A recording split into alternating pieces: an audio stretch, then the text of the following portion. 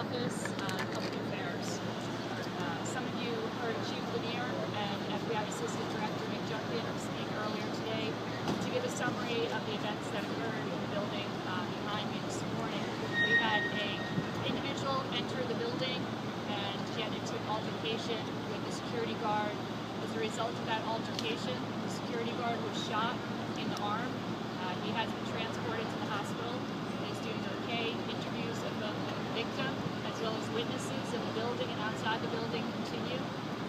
This point is a joint investigation from the FBI Washington Field Office and the Metropolitan Police Department.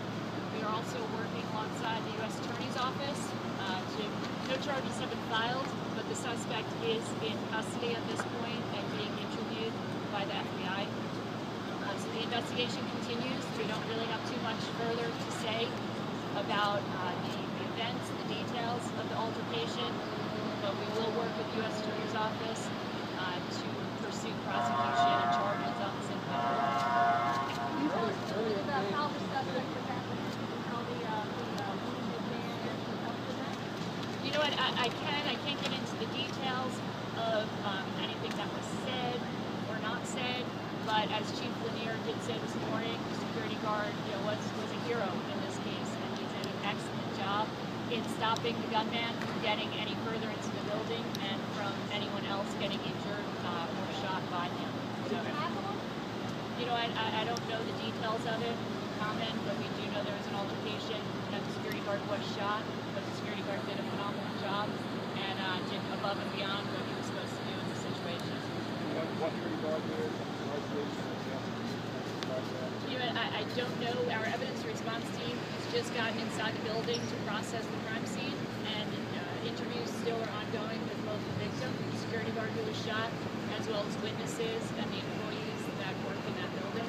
What kind of firearm was the security guard armed? I do not know that right now. Can you tell us what connection there may have been to the family research center? You said a man walked in and shot the guard. How long did the altercation occur before the weapon? You know, the interviews of the victim who is being treated at the hospital, so that's obviously our first priority is to get him treated. But the interviews of him and witnesses, inside, working in the building, outside the building are continuing, so we won't get into any details. We can't confirm that right now. Why is the FBI interested in this? It's just standard protocol here in the District of Columbia. We work many cases alongside the Metropolitan Police Department until we determine the motive, the intent of the shooter. We'll continue working jointly with MPD, determine if there is any further nexus, and also work with the U.S. Attorney's Office to determine what charges can be brought forward. So you can't offer anything on the motive? I'm sorry?